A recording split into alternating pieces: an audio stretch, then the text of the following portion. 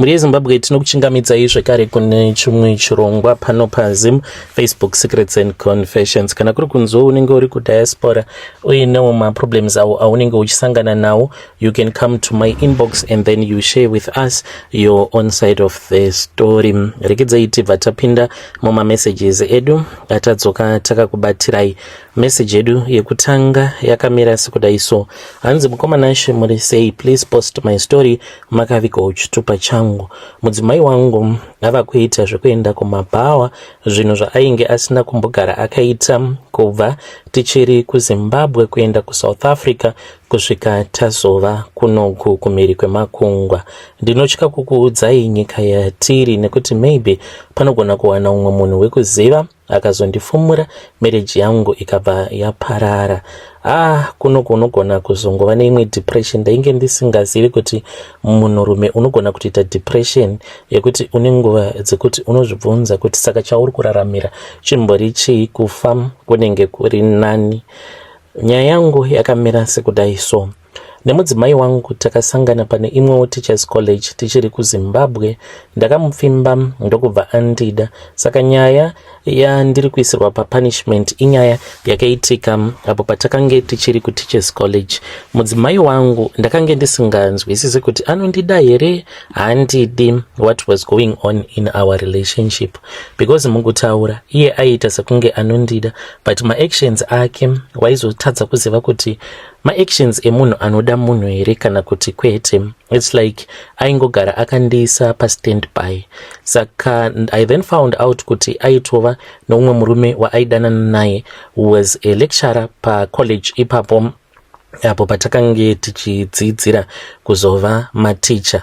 Saka when I found out ndakabatikana ndikarwadziwa, asked for my forgiveness, ndikamuregerera because ndainge ndichimuda, but nekuda kwepain mukomanashi ngezvandainge ndakasangana nazvo mufoni make, ndakazongonyengerekanawo nerimwe zuva ndikaenda ndikanoona shamwari yake. Saka aivawo munhu ainge ari single, takabva tachizongobatsirana kubvisa stress. And then she found out about this years later. Saka iye anoti akwanise kundiregerera nekuda kwekuti ndakarara nebest friend yake, but iye aitodanana nematicha pacollege. Saka kumuregerera kwandakaita iye anoti akwanise kundiregerera. Fast forward, upenyu hwedu hwakaita sekunge wainge wadzoka mutrack. Ndikasvika pakumuroora, ndamuroora, takabva tachizochata. Tose takange tiri maticha, angoti taigara mune zvakanaka, but pakati pedu tiri vaviri ndini ndaiwanzo apologize kana ndaona kuti mudzimai wangu iye haasi kuda zvekukumbira ruregerero, kunyange ari iye anenge anditadzira. Just to maintain the peace at home, ndaizosarudza kuti ndinge ndichimukumbira ruregerero ndirini inini, even though I was not wrong. I just wanted to maintain peace pakati pangu nemudzimai wangu. Mukomanashi ndiwo hwakange huri upenyu hwedu. Mudzimai wangu akatanga kundiona sekunge ndakange ndiri chituta, because aiti kana akanditadzira I would choose to say, no, I am sorry, I never meant to hurt you. Life yakaramba ichifamba, ndikazviudza kuti hazvinei, mudzimai wangu ndinofanira kuti ndige ndichimujaira. Ndaiti dzimwe nguva kana ndikaenda kwaainge achidzidzisa, because iyo aidzidzisa kumaruzevha, inini ndakange ndichidzidzisa mutown. Takanetsana mukomanashi nemudzimai paakandiudza kuti ainge afunga kuti anga chinodzidzisa ikoko kwacho kwaainge awana nzvimbo. Ndikati no, you have to wait. Hazviitika kuti iwe unodzidzisa samwe ini ndinoshanda samwe, hazviiti. Akabva anditi no, ini ndoda kuti ndige ndichiita zvino ndidzosera mari ndikwanise kuzopa vabereki vangu nekuvachengeta. Kana uine mari yekuti unogona kundipa ndikadzosera vabereki vangu mari yavakashandisa pandakange ndichienda kucollege. Semunhu akange asina mari, ndakabva ndaona kuti ndainge ndatojyiwa musarudzo, ndokubva ndamusiya akabva aenda. Saka ndaiti kana ndikamushanyira aingondibata nedzimwe nzira so dzekuti ndaisara ndiine masuspect ekuti akasi mukadzi wangu pane zvimwe zvinhu zvaanenge asingadi kuti ndige ndichiona here pose pandinouya kuzomushanyira. It's like she was not comfortable whenever I would come and visit him. Aitongopopota, hey, unongosvika usina kumbondiudza, hey, this and that. Saka ndo hwakange huri upenyu hwatainge tichirarama. Zimbabwe yakati yaoma, ndokubva ndaudza mudzimai kuti ndainge ndafunga kuti tinge tichibuda munyika. Takabva tachizobuda munyika yedu yeZimbabwe ndokubva tachizoenda kuSouth Africa, but kuzoti ange achibvuma mukoma akazotobvuma mushure mekunge ndamuudza kuti ndainge ndawana basa muSouth Africa. MuSouth Africa macho ndakange ndichitoshanda pagovernment school, ndava kutoraramawo kaupenyu kakanaka. Ipapo ndinozvidemba dai hangu ndakaroora umwe mukadzi akange ari muSouth African, she was also a teacher pachikoro ipapo, maybe life yangu ingadai iri better kutaura kudai. So ndiri kutaura semunhu ari kurwadziwa nezvinhu zvose zvandiri kusangana nazvo. Ndiri kunoku kuEurope, but kwandiri Europe yatova imwe nzvimbo yekuti inondipa trauma nebitterness yakanyanyisa. Zvandaifungidzira kuti ndo zvainge zvichazoitika sandizvo zviri kuitika mukoma. Kana mukazonzwa zvichinzi kunenge kuine munhu anenge azviuraya, pakadai haungambotadzi kuzviuraya. Ndiri muSouth Africa kudaro, madam vakasvika pakundibloka paWhatsApp, ndikaenderera mberi neupenyu hwangu.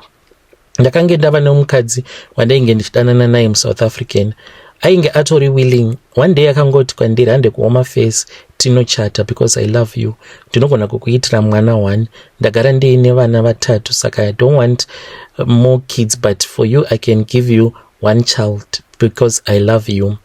Ndakasvika pakumurwadzisa, mudzimai wangu akazongonipa pressure all of a sudden, nekuti ndakange ndapostawo picture ndakange ndabva mukutenga Range Rover. Yakange isiri nyowani, it was a used Range Rover. Saka pandakaiposta motikari iyoyo akaratidza kurwadziwa, ndokubva atanga kutaura neni. Yakange iri model ya 2010. Motikari pandakaitenga iyoyo ndakaitenga kuma 2014. Saka ndakazongoona munhu ava kutotaura neni, ndeipi, saka I still love you. Ndakazongo calculate ndikaona kuti no, zvekuita zvema South African ndinokwanisa kuzoita rombe risingazodzokeri kumusha. Ndakabva ndasiyana nemukadzi uya ndokubva ndachinja ndikatanga kudzidzisa samwe at a private college.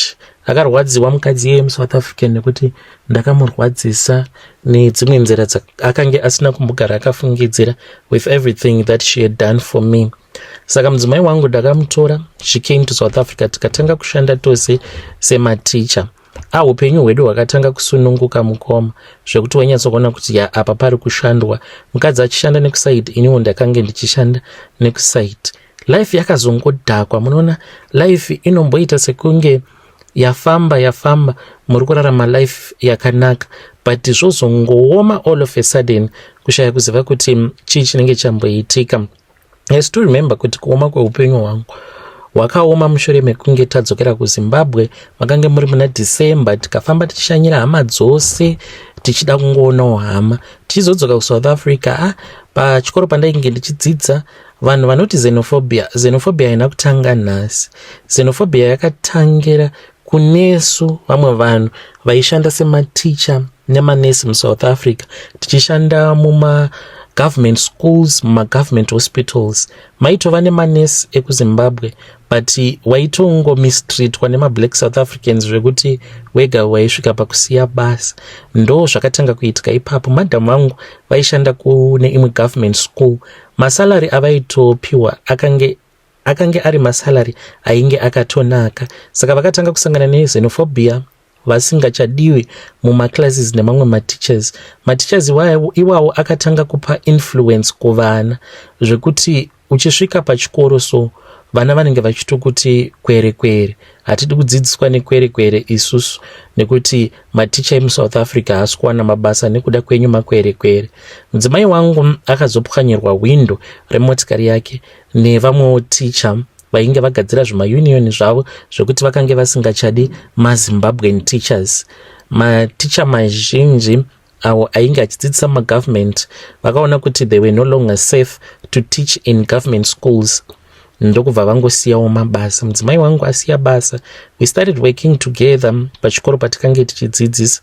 Saka kupinda kwakaita mudzimai wangu pabasa kwakarwadza mamwe maSouth African, even if it was in a private, but maSouth African akange asingachatodi kuti vange vachishanda nematicha ekuZimbabwe. because vaiona zvaitika kuma government schools kuti maticha akange asingadi maZimbabwean teachers, saka tikazongosvikawo pakungomiswa basa ndokubva tachizodzokera kuZimbabwe. Tadzokera kuZimbabwe life inooma, especially kana wanga wambojairira kugara munyika yakaita seSouth Africa yekuti your salary will come on the date that you agreed upon, and unenge uine mabills ako, munotogarawo muimba yakanaka, munotodriva motikari yakanaka, kudya munodya chikafu chakanaka. South Africa inyika yakatosiyana nenyika yedu yeZimbabwe yekuti kana uri teacher unenge usiri munhu anotarisirwa kuti unganzi ungafambawo nemotikari yakanaka. Taitofamba neBMW yekuti taiti tikasvika kumusha uko vanhu vaishamisika kuti munofamba nemotikari iyi muri maticha. Taitita sekunge maybe tinotorana mamwe mabig companies. Saka tadzokera kuZimbabwe tava kutanga kuti 1 working sema-civil servants. Ndipo unoona kuti masamba achinja manje nekuda kweudzvanyiririwo hunenge huri munyika, maticha anenge achingoonekwa sekunge zvinhu zvisina kana basa. Tadzoka kuZimbabwe tikabva tanokandwawo kumachonyonyo, ndiko kwataikwanisawo kuwana basa ikoko, tikabva tatanga kushanda. Mudzimai wangu akazongoshandukawo akati ina handichazvikwanise zvekuramba takagara mumaruzevha, handei kutauni tinotsvaka zvimwe zvokuita. Takabva tachizotanga kuita zvekutengesa. Ndikangoti mudzimai wangu kunyangwe ainge agara ari munhu ainge aine imwe behavior yakanga isinganzwisisiki, but she would try to hide it. Akazotanga kuita zvekutengesa, vachienda vachinonohodha kunana Zambia, kunana Botswana. Ipapo ndakange ndisisina chandaikwanisa kana kumbomuudza mukadzi. Aiti kana akabuda zvezviya waikwanisa kufungidzira kuti munhu aenda kutauni kunohodha, then wozomutsvaka paWhatsApp utokudza kuti tatosara kana ne30 kilometers kuti tisvike pabhodha reBotswana neZimbabwe kana kuti bhodha reZambia neZimbabwe. Ko zvausina kumbondiudza kuti uri kuenda kuBotswana, uvati ndangoona sekunge zvisina kana basa, plus handiti ndinodzoka here. Ndo dzakange dziri mhinduro dzake idzodzo. Ndakangoshingirirawo mukoma ndikati hazvina kuipa, upenyu hwakaramba uchifamba until kwazouya this case. Kwandiri ndinoona sekunge it is a case, mukana wakapiwa vakadzi vandingati vamwe vacho vakange vasingakodzeri kuti vange vachiwana mikana yekuuya kunoku kuEurope. I think makare kare vakadzi vaiuya kuno kune varume vaiuya kuno kunana Europe vakange vari vanhu vaikodzera kuuya kunoku kuEurope in terms of maturity nekuziva chinonzi life. It's like kunana South Africa mukukura kwedu kwaiva nevanhu vaienda kunoshanda kuSouth Africa, but vanhu ivavo zvimwe kuda vakange vari vanhu vaiziva here upenyu kuti chichinonzi upenyu, ndokusaka kwakange kusina xenophobia. But after elections aya akaitika munyika, vanhu vakatanga kutiza munyika. I think munyika yeSouth Africa makangotanga kungopindwa nevamwe vanhu vakange vasingakodzeri kuti vange vachibuda muZimbabwe. Some people who never had anything to do nekubenefita ma-economies enyika idzo dzavanenge vachienda kwadziri, nevamwe vanhu vekuti vanenge vasina kumbogara vakasvika kana pamukova wechikoro. Saka ndivo vamwe vevanhu vekuti vanenge vachizongoyipisa zita rekuti maZimbabwean. Ndichitaura kudaro handisi kunzi ndiri kuseka kana kushora vanhu, but vanhu vazhinji sevanhukadzi vakazouya kunoku kuEurope, the majority of them vanenge vakazototanga kutoziva chinonzi chirungu mushure mekunge munhu auya kunoku kuEurope. Anogona kunge ari munhu akadzidza, but attitude yake isiri attitude yemunhu anenge achifanira kuti ange achikwanisa kuva stable kana kuti independent nekukasika, nekuti anenge asati adzidza chinonzi upenyu. Sevanhu vakaita semudzimai wangu, she did not deserve kuti ange achiuya kunoku kuEurope, but this case came into my life. Mudzimai wangu, she came here through her friend. Auya kunoku with her friend, ndokubva ndachizouya kunoku. Vakomana ndiri kuona nhamo, unoziva inonzi nhamo ndiyo yandiri kuona kunoku. Chinongondirwadza ndechekuti mudzimai wangu ava kutopinda mubhawa, ende zvinhu zvandava kutoona kuti ndakatongoroora hangu prostitute ndisingakwanisi kuziva kuti iprostitute nekuda kwenhamo inohwandisa character yemunhu. Kana muchirarama muri munhamo zvezve unototi ndawana the perfect wife, but kana akakwanisa kuzova any means of income yekuti iwewe, she knows kuti whatever that happens she does not care because anenge aine the right to stay in the country where she is. Zvakatosiyana nekunyika kwakaita sekunana South Africa kwekutotiwo anenge achitotya kuti muSouth Africa mune crime, saka kuti anga achizokutamba rafu anenge achitoitawo depend on you, ndiwe unenge uchimudriver uchifamba naye muchidzokera kumusha plus South Africa padhuzeka, zvekuti kana mukadzokera kumusha my-in-laws they can still tell her what to do and not what to do. Zvino kuno kumukoma she knows, semudzimai wangu anototaura kuti shamari kuno kwakatosiyana nekuSouth Africa. Kuno kunyangwe ndikanzi ndanwa doro zvekusvika pakuzviitira tsvina, you will never tell me anything. Iye anotongoti kunyangwe ndikanzi ndarambana newe 10 years dzangu dzichingoti dzakwana ndinenge ndatova citizen wekunoko, and there is nothing that I can do. Ngomanashi hapana chandinokwanisa kuita, saka ndangova munhu wekuti ndinenge ndakangozvigarira mumba, mudzimai anobuda achienda zvake kubhawa, vanononwa doro ravo, anodzoka akadhakwa, anonditukira amai vangu, zvose mashoko ose aakamboudzwa naamai vangu patakange tichiri kuZimbabwe. Mhosva dzose idzodzo ndinoudzwa mamwe mashoko anorwadza mukoma, and zvekuti ndingazviita hapana. Ndakangomirirawo zuva rekuti kana zuva racho razongosvikawo rekuti handichakwanisi kuramba ndichienderera mberi neupenyu, when I decide kuti it is better that I commit suicide then I die, vosara zvavo vachifara.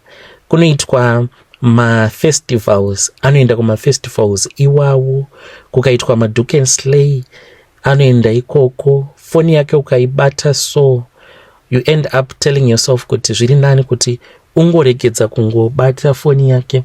Munenge muine magroup edating. Ndinomubvunza kuti ko magroup edating unomadii mukadzi wemunhu? Anongoti pana zvangu ndechida kungovarairwa, handiti iwewe neni hatisi vanhu vekuti tinoita nyaya. Okay, it's fine. Handisi munhu ari that social mukoma, zvitongori mandiri, ndiri munhu anongofarira kungogara indoors, handitokwanisi kuva that social. Ameno ndo masikirwo angu andakaitwa naMwari. Kana ndiri panenge paine chaunga pane vanhu vakawandisa ndinongofeel nervous, but when I am alone I feel okay. Saka mudzimai wangu anoti iwe funga kuti ndingatotadza kutofara nekuti iwewe you are antisocial, iwe sara mumba kana uchida hande tose kubhawa. Saka I once tempted, ndikati maybe ndini ndakanyanyisa kusara stereki, ndikati I want to un-Zimbabwe myself, ndinge ndichimboraramawo sekurarama kunoita ma-European. Taenda kubhawa mukomanashi. I tried to tell my wife kuti kana kadresi kaainge akapfeka ndainge ndisina kufara nako, because kadresi kako kainge kari kapfupi, then ainge akapfeka zvimwe zvima leg in but chiri chisi through, zvekutoti kuti anzi akotama nyika yose yaitongosara iri panze. Taenda mafriends ake ainge akangopfeka zvakangofanana nevarume vacho, vakadzi vakange vakatongozvishamira zvavo. Saka handina kuda kuti ndige ndichicreate drama. Then I said let me un-Zimbabwe myself, maybe culture yedu yakanyanya kusara stereki. Takabva tachizoenda kubhawa. Taenda kubhawa, tapinda mubhawa muya ndagara zvangu pasi, then mukadzi ndokubva atanga kutamba nemafriends ake. Kutamba kwavainge vachiita ndakangozvibvunza kuti kana mukadzi wangu achitamba zvakadai ndiripo, what more kana vakauya kubhawa vari vega pavanoita ma-ladies nights out, vaitamba mukomanacho zvekuti kana varume vose vaikomenta kuti vakadzi avo vanoziva kuzungunusa zviuno zvavo. Saka I just wondered kuti dzimwe nguva paanomboita ma-late nights out munhu ozodzoka kumba akaparara nekudhakwa, does it mean kuti anokwanisa kuramba vamwe varume vanozoya kwaari nemadhakwiro acho aanenge akaita? I am totally confused mukoma. nhamo yandakatarisana nayo kunoku inhamo inotondirwadza. Ndaitiwo kana kuri kunziwo tikachovha makore acho iwawo, kana tazovawo ma-permanent resident ekunoku, totsvakawo mamwe ma-businesses atinozoita so that vana vedu vange vachizosara vaine future yakanaka. But ini kwava kutooneka uku kwandava kuita kuti musara zvenyu munyasha vana veZimbabwe, inini pasi randiremera. Muri yeZimbabwe ndo message iyo yandakatumidzirwa ichibva kuna mukoma vedu. Ngatitaurei navo mucomment section. Hanzi pasi randiremera. Ndaifungidzira kuti ndichakwanisa kushandawo ndichimirira kuti tinge tichizoitawo ma-permanent resident, then togadzirira vana vedu ramangwana rakanaka. But hanzi ndakundikana. Let us try to speak with our dear brother mucomment section. Zvinorwadza zviri kuitwa navanzvadzi vedu, but ngatitaurei navo mucomment section. Rekedzei tibva taenda panyedu inotevera. Nyedu inotevera yakamira sekudai so. Hanzi mukomana chimuri sei, please post my story makavigawo chitupa changu. Iniwo ndiri kuno kuchando zvirongwa zvekuno kudiaspora haufa. Nyaya yangu ndinoda kuti munge muchizoiposta pachannel yenyu. Ndinogara ndichiteerera zvirongwa zvenyu nguva dzose pandinenge ndiri kubasa. Nyaya yangu yakamira sekudai so. Tigerewo kunoku kunyika yavatorwa, tiri kuno kuisland. Nemudzimai wangu tose tinoshanda. Ndafunga kuti ndinge ndichidivorsa mudzimai wangu nekuda kwezviri kuitika kuZimbabwe uko. Ndaneta ini nekuramba ndichingoflasha mari yatinenge tashanda mutoilet. Apa iko zvinozvi vana tsano vava kutoda kutonditongera musha wangu. Kunyange zvikanzi ndinenge ndiri dependent, but zviri nani kuti ndinge ndichitambudzika hangu nditsvake zvimwe zvokuita. Ndagara hangu ndinogona kubuda muno ndikaenda ndikanoshanda kuPoland. Nyaya yangu mukoma yakatanga mushure mekunge madam vanditi vainge vachida kuti ndige ndichivapa mvumiro yekutanga mabusinesses. Saka vakabva vachizotanga a business kuZimbabwe. Ambuya vangu ndivo vakatanga vacharana business racho. Tainge tiine motikari yatainge takatenga yemushika. Saka motikari iyi haina kana mari yayakambodzosa, yaingoburitsa mari chete. I then tried to cancel madam. Ndikati madam, ndo zvinowanzokuitika mutransport business. Unogona kutoramba uchingonyora mari, uchingoinvesta more money into the business. Kana ona zvaramba, zvinenge zvaramba, chingosiyana nazvo. Madam vakatanga kukoromora zvikwereti uye zvekare nekutora mari muma-savings. Kwava kubva vachizotenga imwe motikari zvekare. Vakati motikari yatakatenga the first time around yaipinda mapassengers mashoma, but iyi bore chaizvo. Ndokubva ndati hazvina kuipa. Kana zviri izvo zvamunenge mafungidzira kuti zvinogona kubatsira, munokwanisa kuita saizvozvo, but transport business ndinoona sekunge zvatoramba izvi. Plus kuZimbabwe hakuna a rule of law. Fine, vatenga imwe motikari iyoyo mukoma. Handizivi kuti vakomana vacho vakafamba nayo isina kana oil. Ndakapererwa zuva iro randakaona mugrupu rainge rakagadzirwa naTsano, riri grupu rekambani yavo. Mukomana achitaura kuti ndastaka. Ndakabva ndati kowastaka nei? Ndokubva atumidzira picture redashboard. Ndakatoona kutoti pakange paine check engine light. Ndikabva ndati warning light how far? Ndokubva ndachizotumidzira makanika. Akabva ati engine yatosiza, motikari yafamba isina oil.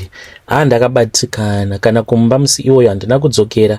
Saka ndarekedza kudzokera kumba kusvika pari nhasi ndichingonzi waiva kuma-girlfriends, but I just booked at a hotel because ndakaona kuti mudzimai wangu haanzwisisi. Anoita zvekuudzirwa zvaanenge audzirwa nemadzitsano avo ari kuZimbabwe. So right now Tsano vanogona kutondituka zvinyadzi pafoni and vari kuencourage hanzvadzi yavo kuti inge ichindisiya. Munoonawo sekunge zvinoita here nai mhuri yeZimbabwe.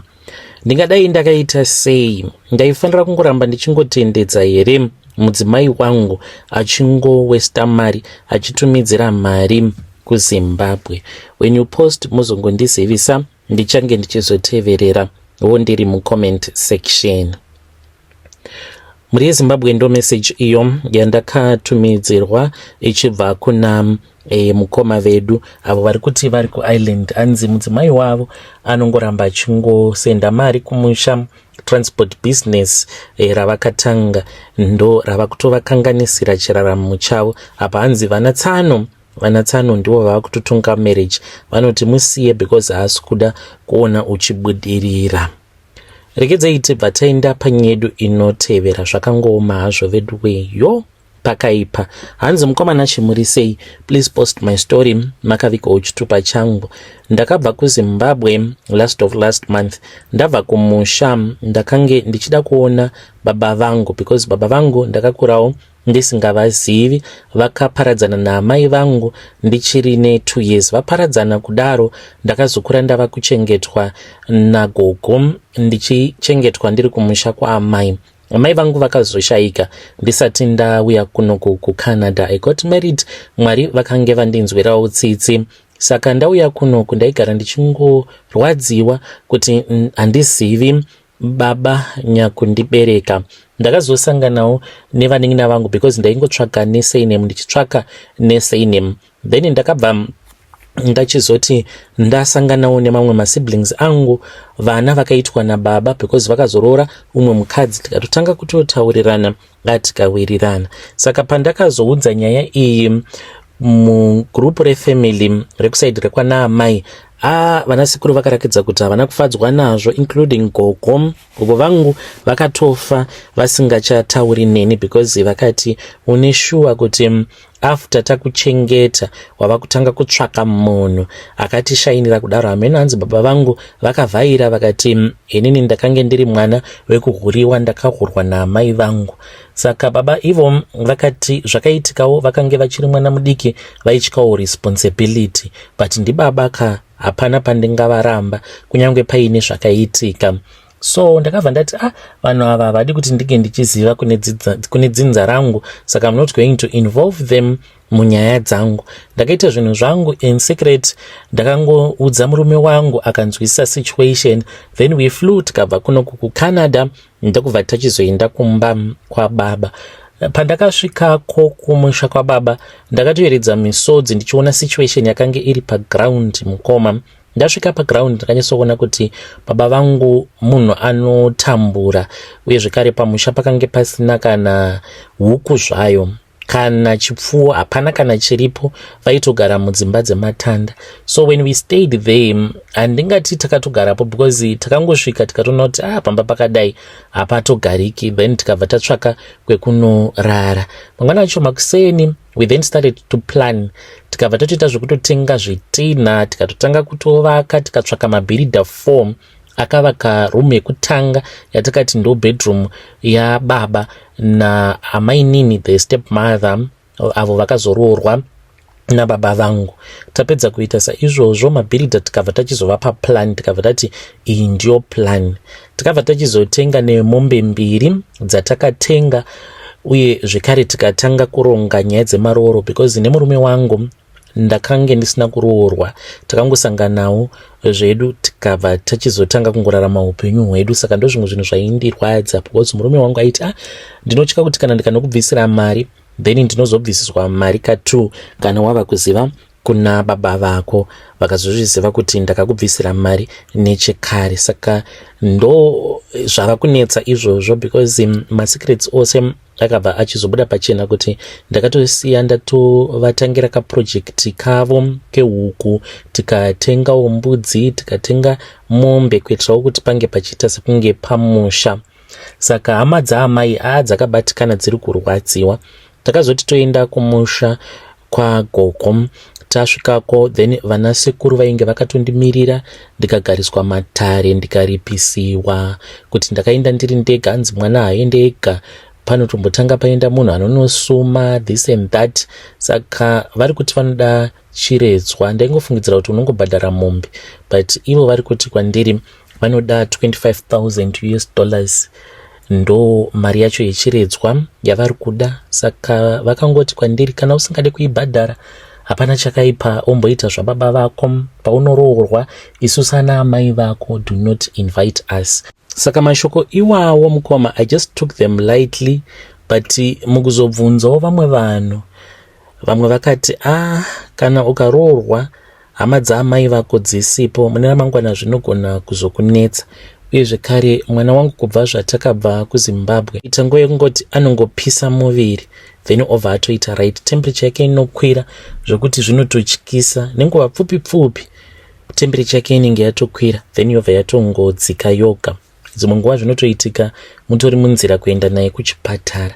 Ipapo pazvinoitika kana kutaura anenge asingachagoni, kana kutaura chingoti ndiri kurwadziwa.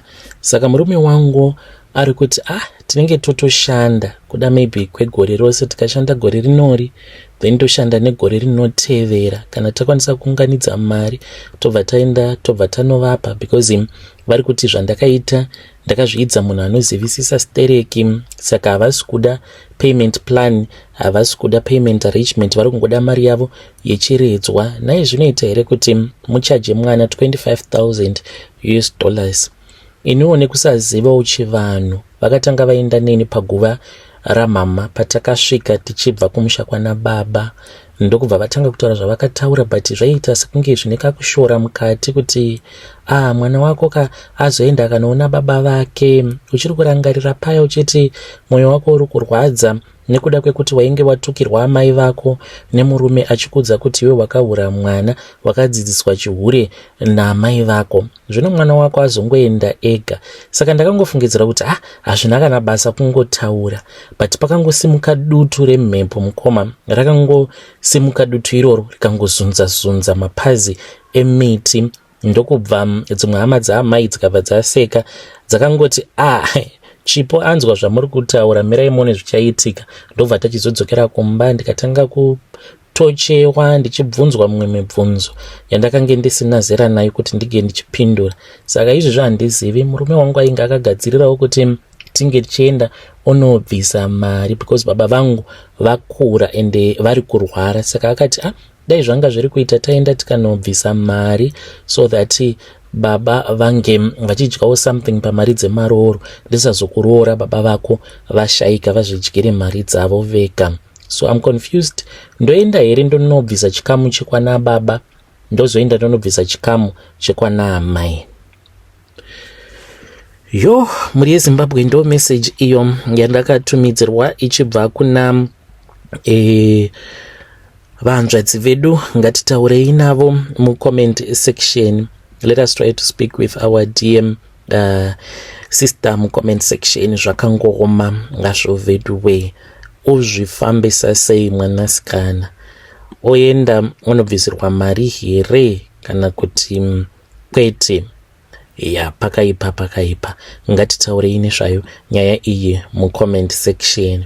Munhu tinogona kumupa advice, tobva tamudza kuti iwewe enda unobvisirwa mari. Kana wabvisirwa mari then obva uchizonobvisirwa mari kwana amai. What if vanhu vakaenda vakanomutsa munhu wavo, hama yavo kumakuva?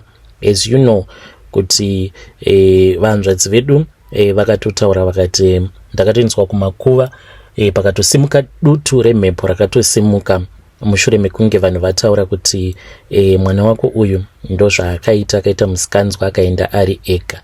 Zvakangoroma hazvo vedu we. Ngatitaurei nezvayo nyaya iyi mucomment section. Vadiwa vateereri, ndo mamessages awo ndanga ndakakubatirai. Ngatisanganei zvekare mune zvimwe zvirongwa zvinotevera. Kana kuri kunzwa munenge